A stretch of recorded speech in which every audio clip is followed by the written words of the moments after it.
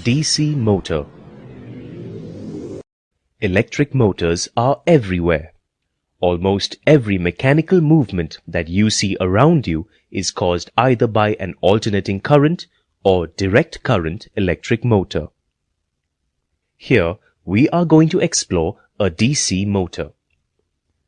A DC motor is a device which converts electrical energy into mechanical energy.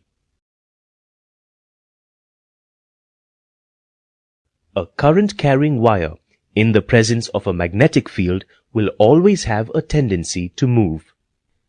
This effect is known as motor effect. Want to watch the motor effect? Wind several turns of wire around a cork and suspend it from a clamp. Place this arrangement between the poles of a horseshoe magnet. Switch on the current. The cork moves. Now, reverse the direction of the current. The cork moves in the opposite direction. This experiment shows that the magnetic and electric fields interact to produce a mechanical force.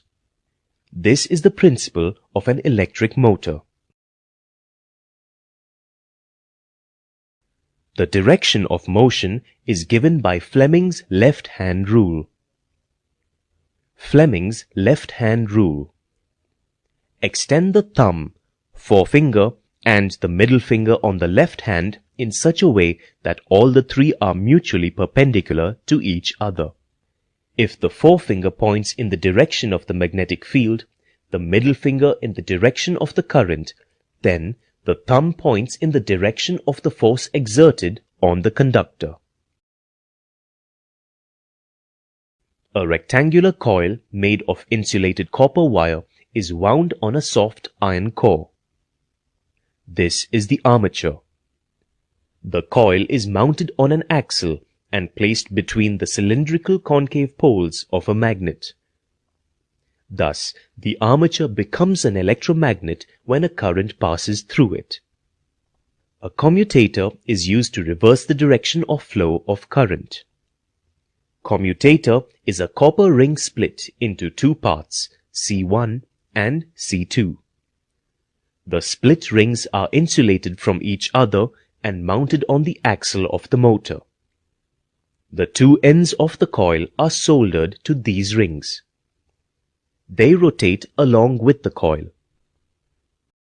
Two small strips of carbon, known as brushes, press slightly against the two split rings, and the split rings rotate between the brushes.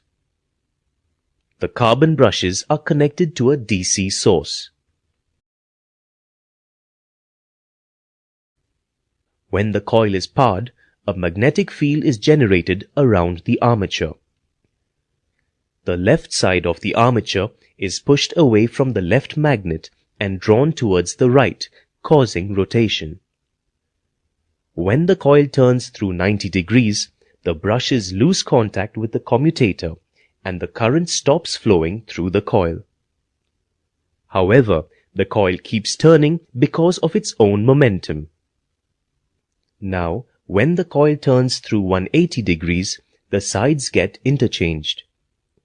As a result, the commutator ring C1 is now in contact with the brush B2, and commutator ring C2 is in contact with brush B1.